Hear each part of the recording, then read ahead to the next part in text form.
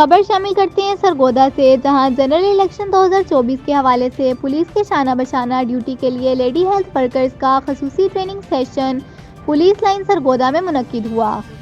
Lady health workers کو عام انتخابات میں خواتین پولنگ اسٹیشنوں پر پولیس کی معاون بطور سیکورٹی ڈیوٹی مامور کیا جائے گا۔